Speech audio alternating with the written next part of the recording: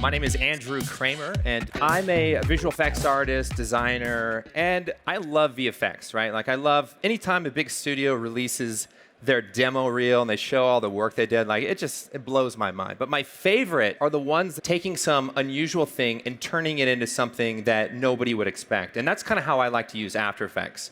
Now, talking about like unusual visual effects, I wondered if this effect called CC ball action could be used to create some kind of like a sand simulation.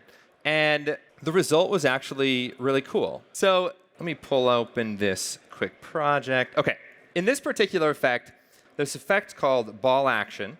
And it basically turns all of the pixels into these little balls. And it's 3D.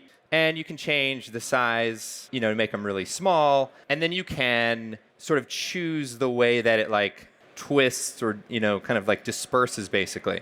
So one of the things that I figured out is that one of the options in the CC ball action is to use a color channel. And so what I did is I took a texture and, just added like a gradient to it basically and animated it. So this texture sort of animates. And then when you use the ball action effect, you can actually map the twisting effect. So here's what it looks like normally, right? Like it just kind of twists or whatever, right? But if you use the red channel, you can sort of fake it sort of falling down. And so you can see like there's green and there's red.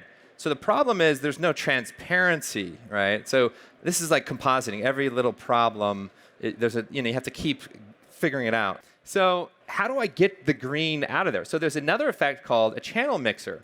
And basically what you can do is you can just fade out the channel, and we're only sort of left with the red channel. So by being able to now kind of have some transparency, I made it monochromatic. That's how we kind of turned it into that. And just give it sort of like a sand tint color, It actually like looked pretty good. And so I was like, all right, well, let's keep it going. So then I took a couple extra copies of it. And if you add a curves adjustment with like a red channel curve, you can sort of change the velocity of the sand. So, as it kind of peels off, it could go a little bit faster, a little bit slower.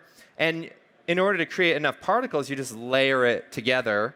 And I didn't want to stop, right? So like I just started playing with it a little bit more and adding additional layers, adding even things like a burnout for the way that the sand sort of like cracks off of it, and then a texture on top of it. So I'm not saying this is the best looking effect, but the fact that you can take such a very simple plugin and build on it and add things like the smoke elements, and all of a sudden it actually works pretty good. And that's the thing that sort of helps you blend together different visual effects challenges. There needs to be that glue, because you're not always going to have the perfect element, and you need to find something to kind of pull it together. So admittedly, this is the process for how I work. Like, it's finding little things along the way, and you don't really realize how they're going to become necessary later on.